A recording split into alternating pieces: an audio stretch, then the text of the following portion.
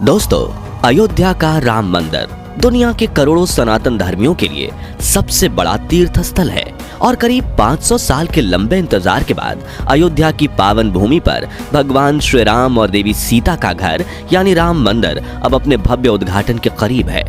मंदिर में निर्माण का थोड़ा काम बाकी है, जिसे दिन रात मेहनत करके पूरा किया जा रहा है और 24 जनवरी 2022 के दिन प्रधानमंत्री नरेंद्र मोदी इस भव्य मंदिर का उद्घाटन करेंगे, जिसके 2 दिन पहले यानी 22 जनवरी के दिन मंदिर के गर्भगृह में भगवान श्री राम की प्राण प्रतिष्ठा होगी। इस भव्य समारोह के लिए पूरे अयोध्या में जोरों शोरों से तैयारियां चल रही हैं और पूरे देश में उत्साह का माहौल फैला हुआ है। लेकिन इसी बीच मंदिर के पुजारियों की चयन प्रक्रिया में पूछे गए सवाल काफी चर्चा में है। साथ ही कड़े इम्तिहान के बाद चुने गए युवा पुजारी मोहित पांडे और मुख्य पुजारी सत्येंद्र दास का नाम भी हर तरफ गूंज रहा है। तो कौन है मोहित पांडे, जिन्हें 3000 पंडितों के इंटरव्यू के बाद नियुक्त किया गया है? कौन है राम जन्मभूमि मंदिर के मुख्य पुजारी आचार्य सत्येंद्र दास, जिन्होंने प्रभु श्री राम की सेवा में अपने पूरे जीवन को समर्पित कर दिया था? जानने के लिए बने रहिए इस वीडियो के अंत तक।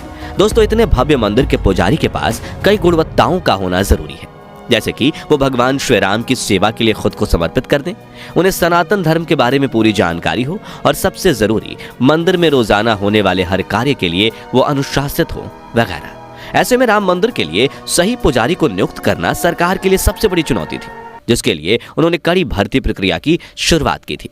इस प्रक्रिया में राम मंदिर के पुजारी बनने के लिए देश भर से करीब 3000 पंडितों ने आवेदन दिया था, जिसमें से 2000 उम्मीदवारों को उनकी योग्यता के आधार पर इंटरव्यू के लिए चुना गया, जिनके इंटरव्यू अयोध्या में विश्व हिंदू परिषद के मुख्यालय कार सेवकपुरम में लिया गया, जिसकी पैनल में वृंदावन के प्रसिद्ध हिंदू उपदेशक जयकांत मिश्रा और अयोध्या के 2 महंत मिथिलेश नंदनी शरण और सत्यनारायण दास शामिल थे। लेकिन अब सवाल आता है कि इस इंटरव्यू में अभ्यर्थियों से क्या सवाल पूछे गए थे।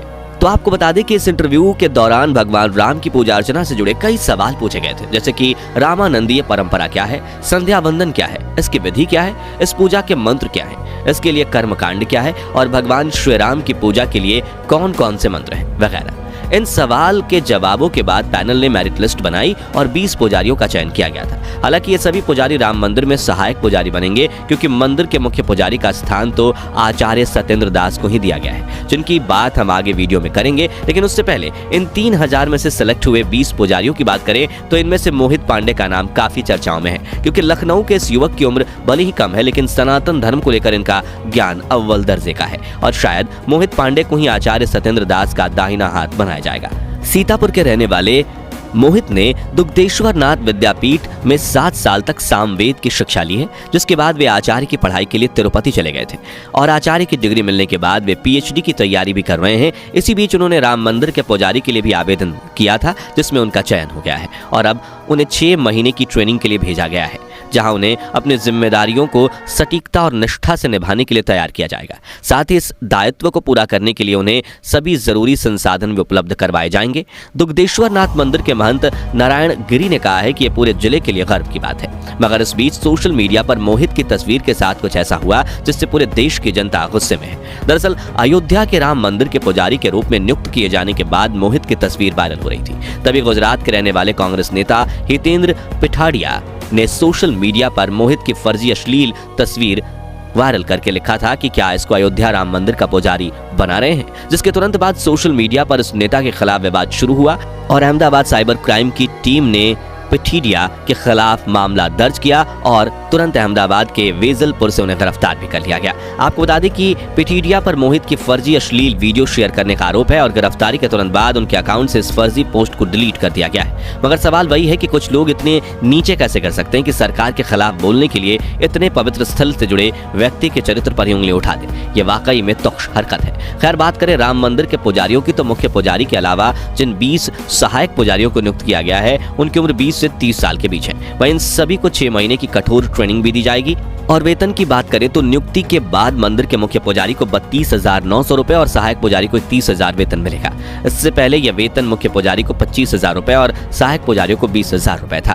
चलिए दोस्तों, अब राम मंदिर के मुख्य पुजारी आचार्य सत्येंद्र दास जी की बात करें तो ये कहना बिल्कुल गलत नहीं होगा कि इस वक्त अयोध्या के आचार्य सत्येंद्र से ज्यादा अनुभवी पुजारी शायद कोई होगा।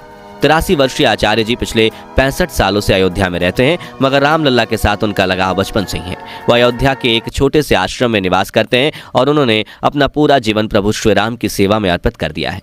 आचार्य सत्येंद्र दास का जन्म संत कबीर नगर में हुआ था। वो अपने पिता के साथ बचपन में अयोध्या आते जाते रहते थे। इसी दौरान वो अभिराम दास जी से प्रभावित हुए थे और 1958 में हमेशा के लिए अयोध्या आ गए। 1976 में आचार्य सत्येंद्र दास अयोध्या के संस्कृत महाविद्यालय में सहायक अध्यापक के रूप में नियुक्त हुए थे और तभी से उनके जीवन के नए अध्याय की शुरुआत हुई थी। हालांकि उस वक्त उनकी तनख्वाह मात्र 75 रुपए थी, लेकिन शुरुआत से ही आचार्य जी को पैसे में कोई मोह नहीं था, बल्कि उनके लिए तो 2 वक्त का खाना खाने जितने पैसे मिलना ही बहुत था। ऐसा इसलिए क्योंकि शुरुआत से ही आचार्य जी का प्रभु श्री राम से काफी लगाव था और वो हमेशा पूजा अर्चना में लीन रहना पसंद करते थे। बता दें कि आचार्य जी जब संस्कृत के शिक्षक थे तब उनकी मुलाकात विश्व हिंदू परिषद के नेताओं और बजरंग दल के नेताओं से हुई और वो विनय कटियार के संपर्क में भी आए थे। इसी दौरान 90 के दशक में जब मंदिर आंदोलन अपने चरम पर था, उसी दौरान 1992 में आचार्य जी को राम जन्मभूमि मंदिर के प्रधान पुजारी के पद पर नियुक्त किया गया था और तब से लेकर आज तक यानी पिछले 30 सालों से आचार्य जी प्रभु श्री राम की पूजा कर रहे हैं। राम मंदिर में कितनी भी परेशानियां दस्तक दे और मौसम कैसा भी हो, आचार्य जी ने कभी प्रभु की सेवा से मुख नहीं मोड़ा और आज उन्हें उनकी अटूट श्रद्धा के परिणाम स्वरूप नए भव्य मंदिर की स्थापना देखने को मिल रहा है, जिससे वो काफी आनंदित हैं। दोस्तों, प्रभु श्री राम की जन्मभूमि पर राम मंदिर बनने को लेकर चर्चाएं सदियों से चल रही थी और इस पर काफी ज्यादा विवाद भी हुए थे, लेकिन 9 नवंबर 2019 को वो ऐतिहासिक दिन था जब सुप्रीम कोर्ट ने अयोध्या में राम मंदिर की स्थापना को हरी झंडी दिखाई थी। तब से लेकर पूरा देश राम मंदिर के उद्घाटन का बेसब्री से इंतजार कर रहा है और 4 साल के लंबे इंतजार के बाद अब वो पल आ ही चुका है जब 24 जनवरी के दिन भव्य राम मंदिर का उद्घाटन होगा। और इस वक्त स्क्रीन पर राम मंदिर की कुछ अद्भुत तस्वीरों को आप देख रहे हैं जो मन को प्रफुल्लित कर देती हैं। मंदिर के गुंबद का अंदरूनी हिस्सा काफी शानदार नक्काशी से संवारा गया है। मंदिर के निर्माण में कला और संस्कृति के साथ प्राचीन सभ्यता की भी झलक है। मंदिर के अंदर खूबसूरत फूल और देवी देवताओं की मूर्तियां उकेरी गई हैं जो आपको आकर्षित करेंगी। वहीं प्रभु श्री राम की नगरी अयोध्या को भी सजाया जा रहा है। यहाँ 25 जगहों पर सूर्य स्तंभ लगाए जा रहे हैं। इन सूर्य स्तंभों का काफी महत्व है और इन्हें लगाने के पीछे गहरा संदेश छिपा है। दरअसल ये सूर्य स्तंभ श्रद्धालुओं को भगवान श्री राम के सूर्यवंशी होने की याद दिलाएंगे और अयोध्या की खूबसूरती में 4 चांद लगाएंगे।